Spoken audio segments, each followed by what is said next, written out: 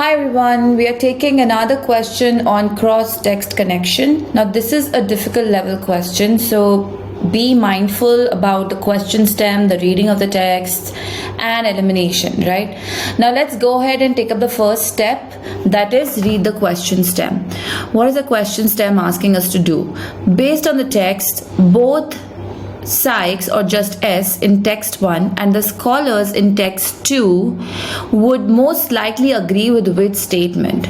So what do I understand from this question stem? I understand that in the text 1 there's somebody called as Sykes, right, or just S, and in the text 2 there are scholars being discussed, right, and my job is to identify what is it that they both will agree with, right? So something that Sykes and the scholars would agree with. Let's go ahead and read the text one now. In 1916, Sykes disputed claims that The Two Noble Kinsmen was co-authored by William Shakespeare and John Fletcher. So rather than repeating this name, this long name of the book all the time, just give it an easy name and use it. We don't want to waste time pronouncing and calling out the same things, the lengthy things again and again. So for reading purposes, I'm just going to call it 2.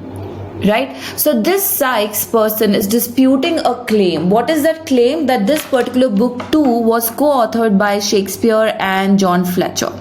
So he has a problem with this particular claim. Now let's read ahead. Sykes felt Fletcher's contributions to the play were obvious. So he thinks that Fletcher, this writer Fletcher, his contributions to the play was very obvious, and this is going to be explained to me further because there is a dash over here. So if you know how to use punctuations, then you will know that this dash basically here is telling me that whatever it is, that how Fletcher's contribution was there for the play and how was it so obvious, is going to be explained to me later in the sentence. Let's quickly glance through it. Fletcher had a distinct style in his other plays, so much so that lines with that style were considered sufficient evidence of Fletcher's authorship. So his style was very evident in the plays, and so they are, this person Sykes is saying Fletcher's contribution for the book was very obvious. Let's read ahead. But for the lines not deemed to be by Fletcher, Sykes felt that their depiction of women indicated that their author was not Shakespeare but Philip. So there's a but over here, which means there's some kind of a contradiction that's going to come up, right? And what is that contradiction? Sykes has a problem with saying that Shakespeare has written this particular book too, right? And why he has a problem with that? Because there is a depiction of women indicated, and that this depiction indicates that the author was not Shakespeare but was Philip, right? So all in all, text 1 is basically just telling me that Sykes doesn't think that this particular book 2 was written by Shakespeare. He thinks that this book was written by Fletcher and this person Philip, right? All of the other details in this particular text is all just extra information, supporting details for this particular claim. Now let's go ahead and read text 2. Scholars have accepted The Two Noble, again, so the book is here, I'm just going to call it 2. The scholars have accepted 2 as co-authored by Shakespeare since the 1970s. Now these scholars have a different perspective, right? As soon as you read till this colon, you understand how are they differing in their opinions. Scholars pretty much think that this particular book was written by Shakespeare, and it's not a recent thing. Since the 1970s they have accepted this. Let's read ahead. It appears in all major one-volume editions of Shakespeare's complete works. This is the reason possibly that they have accepted that this book was co-authored by Shakespeare. Let's read. Those scholars disagree about who wrote what exactly. It is generally held that on the basis of style, Shakespeare wrote all of the first act and most of the last, while Fletcher authored most of the 3 middle acts. Now this particular sentence is just telling me about how the book was divided between Fletcher and Shakespeare. So Shakespeare wrote certain aspects and Fletcher wrote certain aspects. Scholars are not very sure as to who wrote exactly what, but this is what they can determine. Now tell me one thing. There is certain disagreement, right? There's a certain disagreement between the authors of text 1 and text 2, or disagreement between Sykes and the scholars. Sykes doesn't think that Shakespeare wrote the book.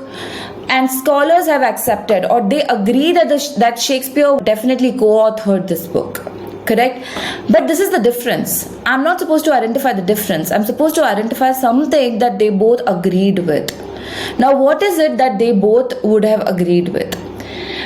Let's look at our options. Let's go to A. John Fletcher's writing has a unique, readily identifiable style.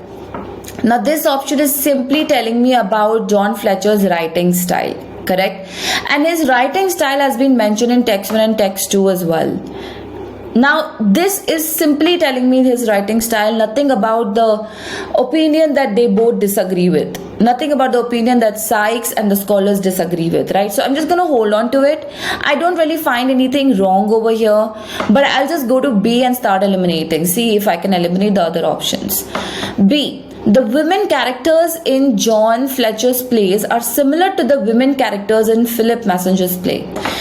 Now remember, this person Philip is something that was mentioned only in text 1. I did not even find the name being mentioned in text 2. So how is it that the author or the scholars in text 2 would agree with this? Right? There was no mention of this person Philip in text 2, so B is definitely out. I don't know what the scholars think about Philip. Correct? All I know is that scholars think that the book was written by both Sykes and Shakespeare. Now let's go to C. The two belongs in one volume compilations of Shakespeare's complete plays.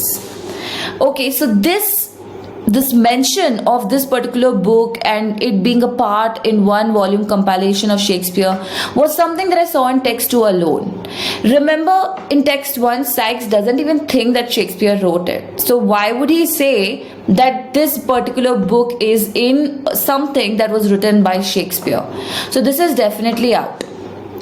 D says, Philip's style in the first and the last acts of Two Noble King's Men, or just two, is an homage to Shakespeare's style.